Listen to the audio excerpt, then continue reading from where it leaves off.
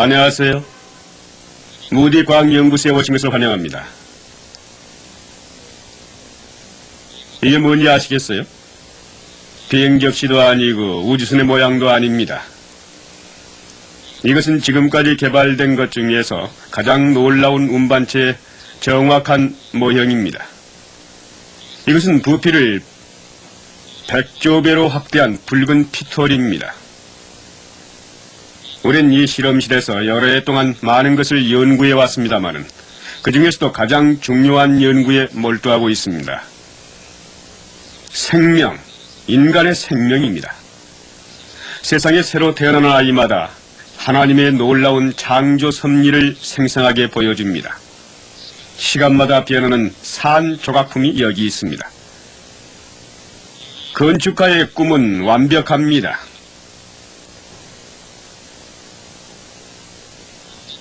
여기 완전 자동화된 최고 걸작품이 있습니다. 만들고 재생하고 숨쉬고 심장의 펌프 작동이 모두 완전 자동입니다. 생명이란 참 귀하고 놀라운 것인데 사람이 자신을 너무도 모르고 있다는 사실이 더욱더 놀라운 일입니다. 어른들이 자신에 대해서 알고 있는 것보다 자기 집 자동차에 대해서 오히려 더 많이 알고 있습니다. 여러분이 자동차에 대해서 알고 있는 것이 있다면 바로 자신의 몸을 아는 데 도움이 될 것입니다. 서로 닮은 점이 아주 많기 때문입니다. 숨을 깊이 들어 마시십시오. 내쉬어 보세요. 이것은 바로 30조 기통 모터의 흡입과 배기였다고 할 수 있습니다. 몸에는 약 30조 개의 세포가 있으며 각 세포는 마치 조그마한 모터와 같습니다. 모터는 연료를 태울 때 산소가 필요합니다. 또 뜨거워짐으로 식혀야 합니다. 배기가스를 밖으로 내보내면서 일을 합니다. 30조 기통을 가진 모터를 한번 생각해 보십시오. 그리고 이 작은 모터들은 일생 동안 쉬지 않고 공급을 받아야 한다는 것을 기억하셔야 합니다. 8기통 모터라도 상당히 복잡합니다. 탱크엔 휘발유를 넣고 크랭크에는 기름을, 냉각기엔 물을 넣고 흡입관으로는 산소가 들어오고 배기관에는 타버린 가스가 나오죠. 점화형 전류가 점화장치를 통해서 흐릅니다. 각 기능대로 다른 공급 계통이 있습니다. 하나님은 몸의 세포에 각 기능별로 다른 공급 계통을 마련하실 수 있었겠지만은 그렇게 안 하셨습니다. 대신에 더 놀라운 일을 하셨습니다. 자동차 기사가 절대로 불가능하다고 한 일을 하신 겁니다. 하나님은 그 모든 것을 단 하나의 공동 계통으로 묶어 놓으셨으니 곧 피의 흐름입니다.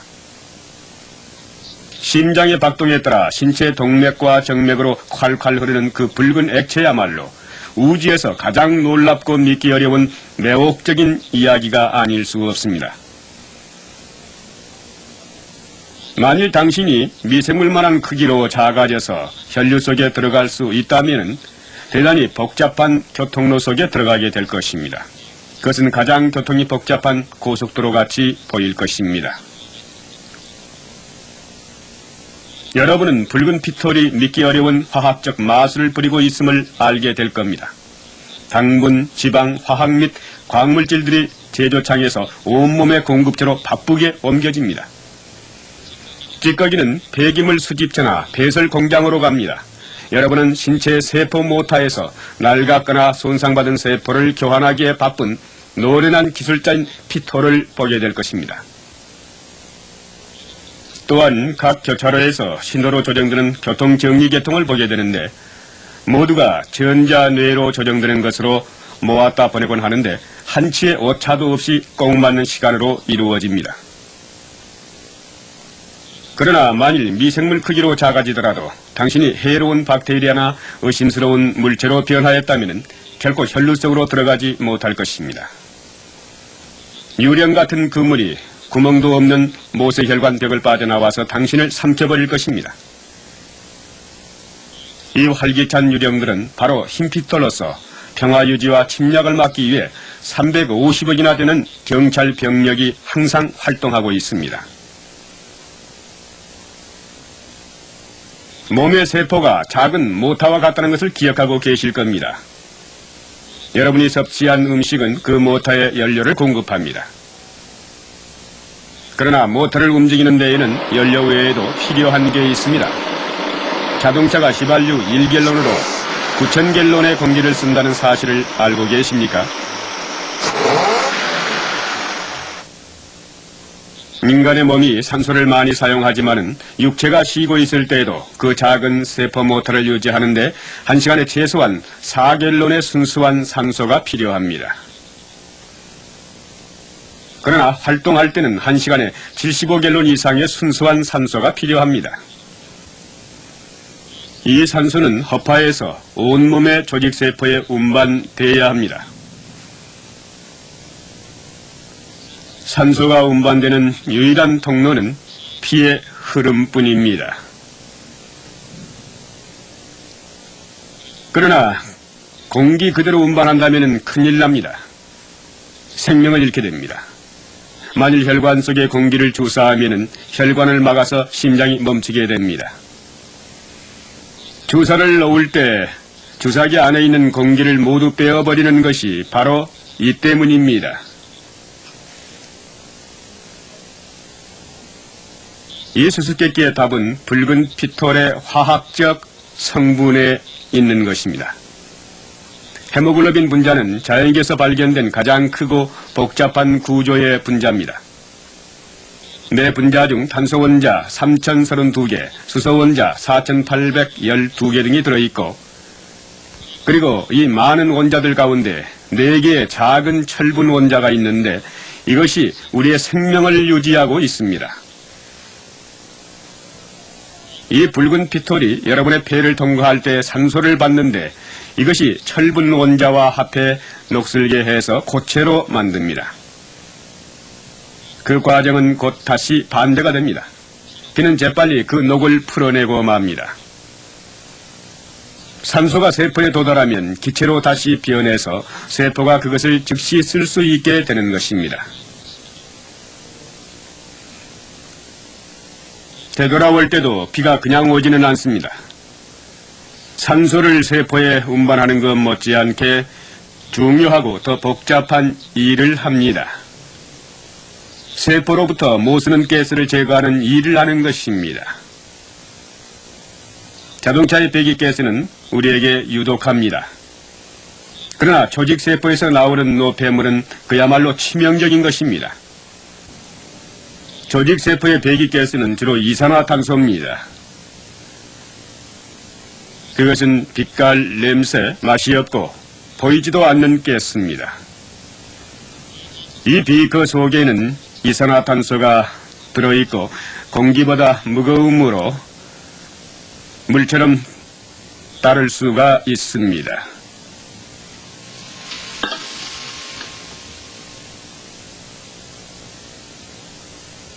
탄산가스는 촛불을 단시간에 꺼버립니다. 만일 피가 화학적 기적을 이루지 못한다면 똑같은 속도로 생명을 빼앗아 갈 수 있을 것입니다. 탄산가스는 산소보다 피가 다루기 힘든 물질입니다. 산소처럼 기체에서 고체로 바뀌어져야 합니다. 뿐만 아니라 피 속에서 해로운 물질이 되어 피를 유독하게 만들어서는 안 되기 때문에 특별한 처리가 꼭 필요합니다. 가장 빠른 화학 반응으로 몸 세포 속에 있는 탄산가스를 붉은 피톨이 수집해서 탄산으로 변화시켜서 탄산가스로 만듭니다. 그러나 붉은 피톨과 피의 흐름이 산에 견딜 수 없으므로 즉시 중화되어야 합니다. 그러기 위해서 피는 화학 원소 가운데서 가장 빨리 작용하는 칼륨을 저장하고 있습니다. 이것은 약한 탄산 용액입니다.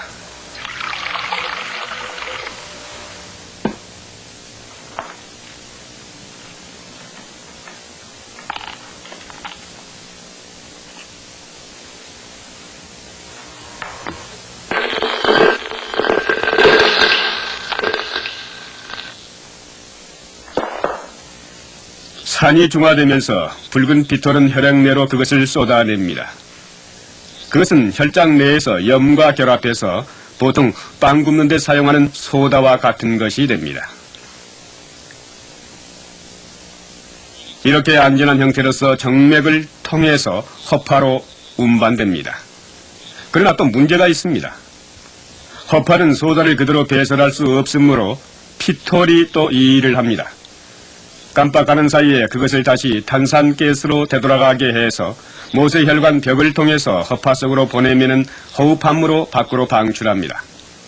붉은 피톨은 이 모든 일을 빨리 마치고 또 산소를 취해서 길이가 50분의 1인치도 안 되는 모세혈관 끝까지 도달하기 전에 그것을 고체로 변화시켜야 하는 것입니다. 붉은 피톨에게 이 모든 일을 바라는 것은 번갯불 번쩍하는 사이에 바늘 꼭대기에다 주기도문을 새기라는 것과도 같은 일입니다. 여러분의 생명은 매우 가늘기는 하지만은 아주 놀라운 실에 매달려 있습니다. 피돌기 계통에서 가장 잘 알려진 부분은 심장입니다. 이 작은 두 기통 펌프는 경이롭게 잘 설계되어 있어 말로서 이것을 다 설명할 수도 없습니다. 심장 양면에는 한 쌍씩의 날름막이 있는데 선모판이란 날름막은 낙하산 모양입니다. 고로게 텐딘이라는 섬세한 줄은 막의 끝에서부터 심벽에 고정되어 있습니다. 천판이 구멍을 막을 때 그 줄은 날름막이 이 구멍을 막고 그 이상 빗나가지 못하게 알맞은 거리를 지킵니다. 대동맥막은 이와는 달리 세 개의 작은 날름막이 동맥벽 안쪽을 따라 주머니를 형성하고 있습니다. 이와 같은 방법으로 심장을 공부할 수 있으나 실제로 뛰고 있는 심장 내부를 들여다볼 수 있다면 더 생생한 지식을 얻을 수 있을 것입니다. 얼마 전까지만 해도 그건 불가능한 일이었습니다. 그러나 무디 과학연구소에서는 유명한 심장외과 의사의 협조로 살아있는 심장을 그대로 볼 수 있는 방법을 고안해냈습니다. 이건 실제 인간의 심장인데 바로 몇 시간 전까지도 몸 안에서 피를 뿜어내고 있었습니다. 이 심장 주인은 새 지식을 얻도록 연구용으로 써달라고 기꺼이 내놓았습니다. 그 지식이 다른 이의 생명을 구할 것입니다. 이 기계는 심장을 몸 안에서와 조금도 다름없이 정상적으로 움직이게 해줍니다. 날름막 위에 들여다보는 구멍을 만들어 관찰할 수 있도록 만들었습니다.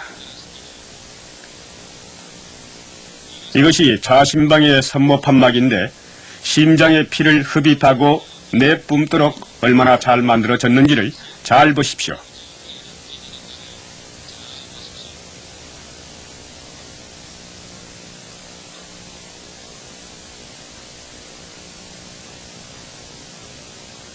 이것은 심장 안쪽에서 바라본 그 선모판막입니다. 낙하산 모양의 판막을 지탱하는 섬세한 줄들이 보입니다.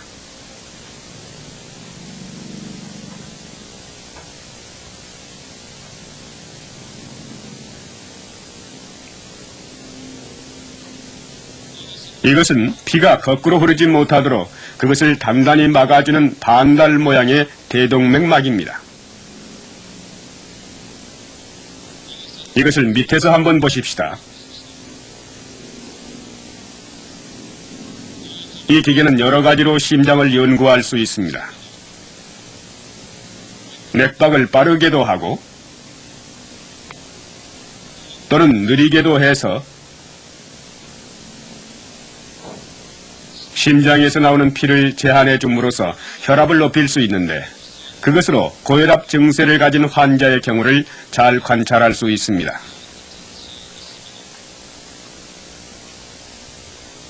심장으로 들어오는 피를 제한함으로써 저혈압의 경우를 볼 수 있습니다.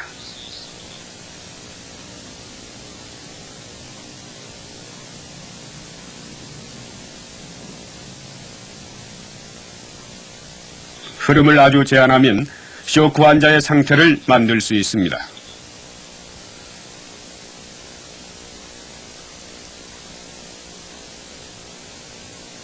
심장이 펌프질을 잘하고 있죠?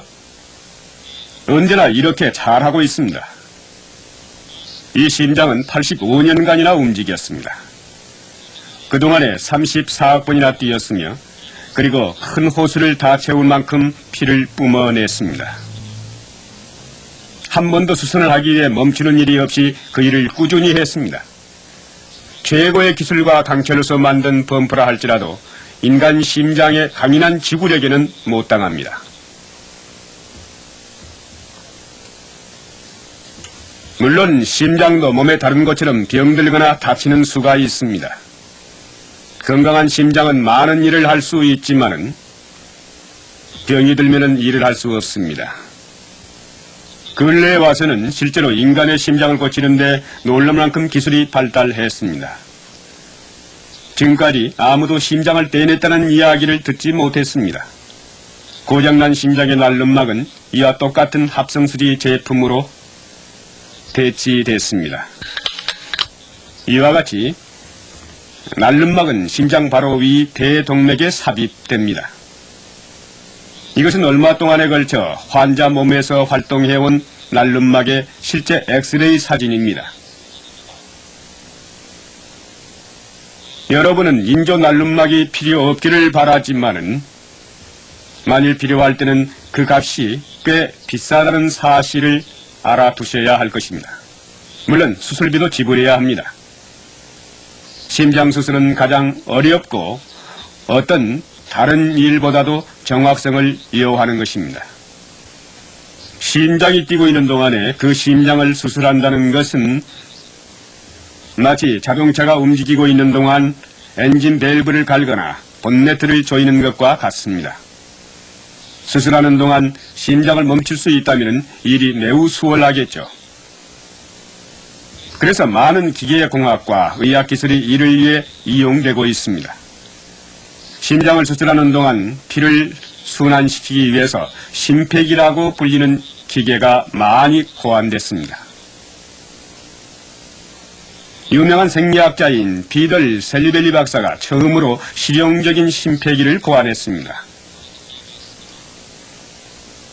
심장을 수술하는 동안 심장은 실제로 먹고 그동안에 기계가 대신 피의 펌프질과 호흡을 해줍니다.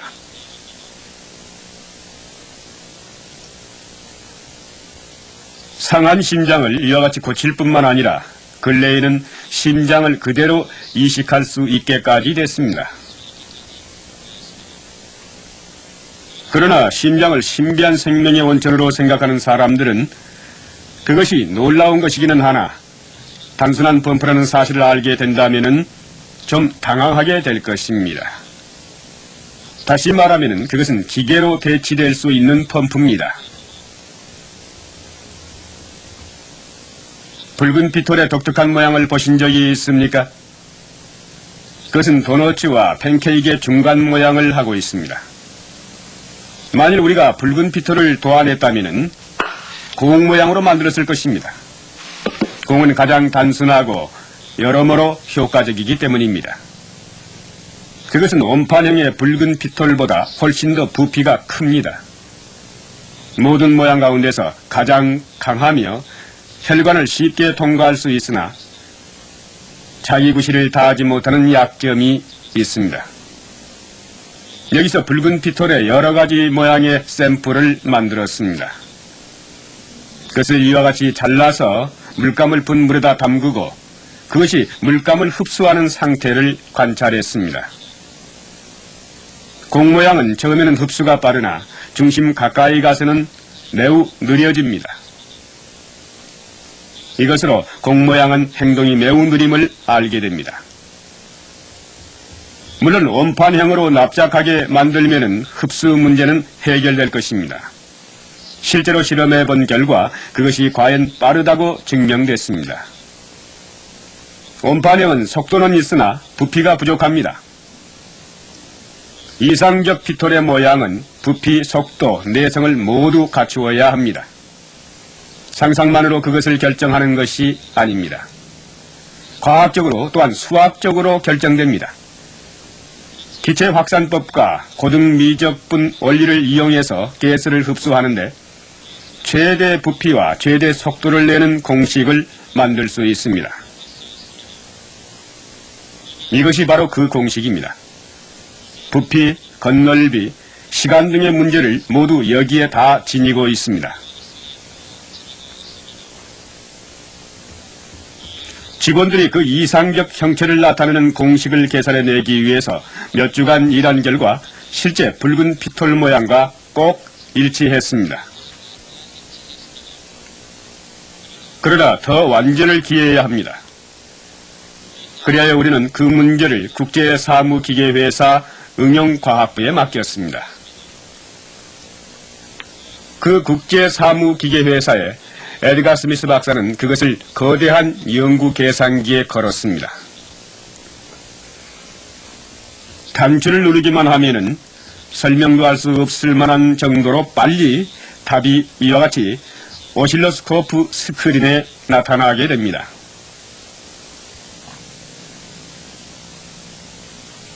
이건 실제 붉은 핏돌의 절단면의 형상입니다. 이것은 그 회사의 계산기가 계산한 결과 공식에 나타난 이상적 붉은 핏돌의 형상 공식에서 뽑아내온 것입니다. 붉은 핏돌이 이와 같이 완전하고 이상적인 형태를 하고 있는 데는 설명이 있어야 하며 실로 놀랍게도 교묘한 모양으로 만들어져 있습니다. 그러나 문제는 그것이 누구의 솜씨입니까?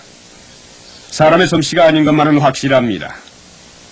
사람의 솜씨가 아닌데 하지만 여기 완전한 모양이 있습니다.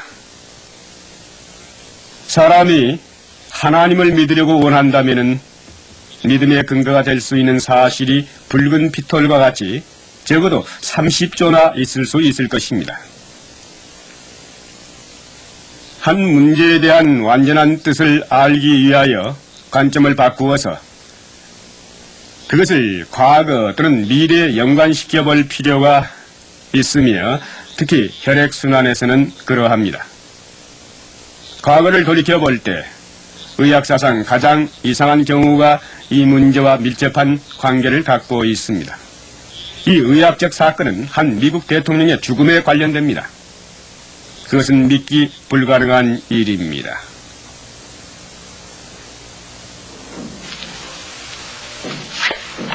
버지니아의 의학 월보에 그것이 기록되어 있습니다.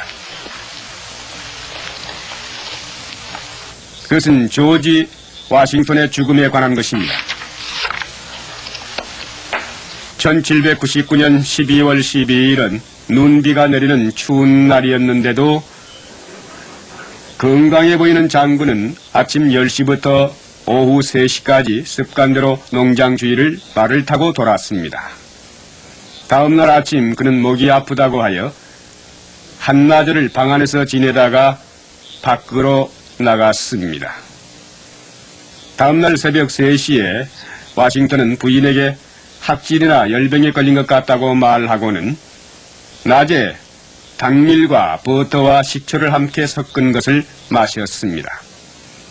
피 뽑는데 약간의 경험을 가지고 있는 농장 관리인을 불러서 많은 피를 뽑았으나 낫지 않았습니다.